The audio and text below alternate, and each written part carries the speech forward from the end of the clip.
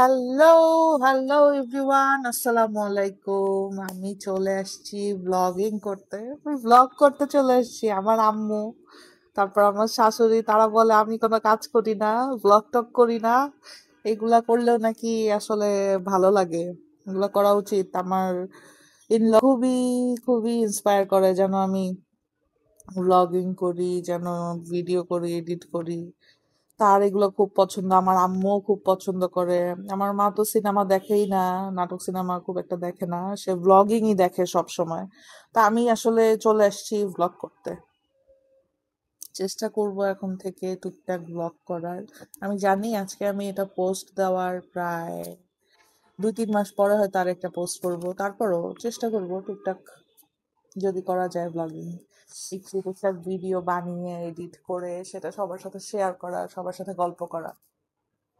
যেহেতু আমার ফ্রেন্ডরা অনেক দূরে দূরে থাকে, পৃথিবীর বিভিন্ন জায়গায় থাকে, সো ওদের সাথেও কানেক্টেড হওয়া যাবে। আসলে ছোটবেলার বন্ধুরা কখন কোথায় যে হারাই গেছে, এখন আর খোঁজ খবর খুব একটা নেওয়া, হাতে গোনা 3-4 জন ছাড়া খুব একটা খোঁজ খবর নেওয়া হয় না কারো। তো চেষ্টা করব ব্লগ করতে, যাতে কিছু মিষ্টি দুষ্টু মোমেন্ট সবার সাথে শেয়ার করা যায়। তা আমার মানে আমি যে গরুটা রান্না করি, গরুর মাংস ভুনা, সেটা সবাই অনেক পছন্দ করে। যারাই আজ পর্যন্ত খাইছে আলহামদুলিল্লাহ প্রত্যেকেই বলছে খুবই মজা। তো সবাইকে তো আসলে সবসময় রান্না করে খাওয়ানো যাবে না। এই জন্য আমি চিন্তা করছি যে একটা ভিডিও বানাই, যেই ভিডিওটাতে আমি সবাইকে দেখাই দিতে পারবো যে আমি কিভাবে রান্না করি। গরুটা আসলে রান্না করা খুবই ইজি। আর যে কোনো রান্নাই আমার মনে হয় ইজি, যেটা সহজে যেটা করা যায় ওইটাই বেশি টেস্টি হয়। আর অনেক বেশি কঠিন কোনো কিছু আসলে মনেও থাকে না, সেটা মেনটেনও করা হয় না। যে বাসায় জিনিস কম সেই বাসা দেখবেন মেনটেন করা অনেক বেশি ইজি। বাসায় জিনিসপত্র কম থাকলে ক্লিনও করা যায় ইজিলি। আমার মনে হয় রান্নাটাও এরকম। যত কম যত কম স্টেপ, যত কম সহজে, সহজে যেটা রান্না, আমি কথাও বলতে পারি না ঠিক মতো, আল্লাহ কথা বলে যেতেছে। তো এটাই, আমি আই হোপ আপনারা বুঝতে পারতেছেন আমি কি বলতেছি। তো আমি এখানে দিয়ে দিছি হচ্ছে 2টা এলাচ। 2টা এলাচ আমি ঘর ঝাড়ু দিতে যে পাইছি, 2টা এলাচ আমি তুলে রেখে দিচ্ছি, চিন্তা করছি যেটা ধুয়ে আবার ইউজ করে ফেলবো। তো ওই 2টা এলাচ আমি দিয়ে দিছি। এবার হচ্ছে দারচিনি এলাচ আমি একটু বেশি খাই, দারচিনি এলাচ আমার পছন্দ, এগুলো একটু বেশি বেশি মশলা, এইগুলা মশলা আমার দিতে ভালো লাগে। তো ওগুলা আমি দিয়ে দিছি। আমার কাছে স্মেলটা মনে হয় যে এগুলা দিলে অনেক মজা। আর হচ্ছে ছোটবেলায় যেটা ছিল, বাবা, আর হচ্ছে ছোটবেলায় এগুলো যেমন আমার মা চাচি তাদেরকে দেখতাম যে অল্প একটু মশলা দিলেই অনেক বেশি ঘ্রাণ আসতো খাবারের। এখন না, আমার কাছে আসলে ওরকম লাগে না। আপনাদের কাছেও কি তাই জানাবেন? এখন অনেক বেশি মশলা দিলেও ওই ফ্লেভারটা আসলে আসে না। ছোটবেলায় আমরা যেটা খাইতাম, আমাদের বাচ্চারা মনে হয় ওই ফ্লেভারটা এত মশলা দেওয়ার পরও পায় না। তো এটা আসলে যথেষ্ট ছিল, এত বেশিও ছিল না। আমার যতটুকু মাংস সেই অনুসারে এটা বেশ পরিমিতই ছিল।